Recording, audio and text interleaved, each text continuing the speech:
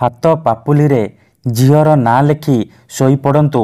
सकाळ हेबा मात्रे से झील निजे आसी तुम सहित कथा हेब, तुमको भल पाउची बोली कहिब।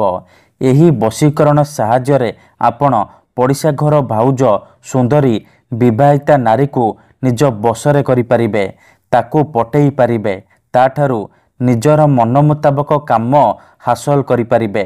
बिना कोनोसी पैसा खर्च करी आपण घरे बसी बसी निज पसंदर सुंदरी झील बा सुंदरी नारी को पटेई पारिबे। एथिपई आपण को बेसी किछि करिबाको पड़िबनी। केवल जेउ झील बा नारी को आपण निज बसरे करिबाको चाहुचंती बा पटेइबाको चाहुचंती, रातिरे सोइबा पूर्वरु तार नाम को निज हाथ में लिखिबे। तापरे मु आपण को किछि प्रयोग विधि शिखेइबी, आपण सेई प्रयोग विधि को ठीक भाबरे करिदेबे, किछि भी भूल भाल करिबेनी। मु आपण को जेमिति शिखेइबी आपण ठीक सेई परि करिबे, तेबे जाई आपण देखिबे चमत्कार। आजि रातिरे आपण सोइबा पूर्वरु एही वशीकरण करिबे, काली सखाळु देखिबे चमत्कार। जेउ झील पटु नथिला से झील आपे आपे पटिजिब, तुम प्रेम रे दीवानी हो जिवो। जेउ विवाहिता नारी को आपण दिन राति भाबुचंती, तार सुंदरता को देखी ताड़ को आकर्षित हेउचंती, से नारी निजे तुमको फोन करिब, हाथ धरिकी घर को डाकिब, जहा चाहिबे ताहा करिब। नमस्कार फ्रेंड्स, ओडिया फंडा चैनल को आपण मानकु स्वागत। आजिर एही भिडियोटी रे मु आपण को शिखेइबी आपण किपरि हाथ पापुली रे झीर नाम लिखि ताकू निज बसरे करि परिबे, ताकू पटेई पारिबे। एथिपई आपण को बेसी किछि कष्ट काम करिबाको पड़िबनी। केवल रातिरे सोइबा पूर्वरु एही काम करिबे, तापरे देखिबे चमत्कार। केते थर एमिति हेई थाए कि आमे जेउ झील को भल पाऊ सीए आमको भल पाएनी, अन्य काहाकू भल पाए, आउ आमे ता पछरे गोड़ेई गोड़ेई निजर सबु समय सारी देउ। जदि आपण भी एहीपरि समस्या पड़िचंती, जेते चेष्टा कले मध्य निज पसंदर से झील को पटेई पारुनांती, ता पछरे गोड़ेई गोड़ेई निजर सबु समय सारी सारिलेनी, किंतु से झील को पटेई पारुनांती, तेबे मो कथा मानी आजि रातिरे हाथ पापुली रे तार नाम लेखि सोई पड़तु। ग्यारंटी देउची आजि रातिरे आपण एही वशीकरण करिबे, सकाळ हेबा मात्रे देखिबे चमत्कार। से झील आपण को देखिबा मात्रे निजे आसी आपणक सहित कथा हेब, आपण को भल पाउची बोली कहिब। एही वशीकरण करिबा सबुठारु सहज। केउ भी पुओ बा झील एही वशीकरण अति सहजरे करि परिबे।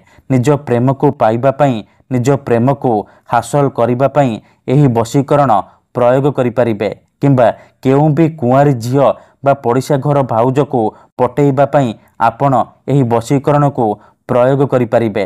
एही वशीकरणर अनेक फायदा अछि, तेणु मोर अनुरोध कि आपण भिडियोटी को मूलरु शेष पर्यंत पूरा ध्यान सहित देखंतु, प्रयोग विधि ठीक भाबरे बुझंतु, तेबे जाय कि आपण संपूर्ण प्रयोग विधि ठीक भाबरे करि परिबे।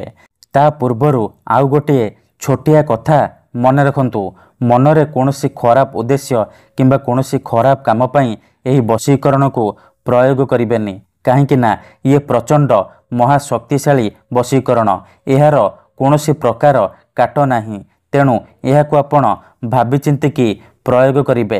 काहेकि ना जेउ झील बा नारी उपरे एही वशीकरण मात्र गोटिए थर प्रयोग करिदेबे, ता उपरे एही वशीकरण गोटिए थर प्रयोग करिदेबे, सीए सेही समय ठारू आपणक प्रेम रे दीवानी हो जिवो। आपणक आड़कू एमिति आकर्षित हेब कि आपण भाबी पारिबेनी। टाणी होई आपणक पाखकू आसीबो, जहा चाहिबे ताहा करिबो।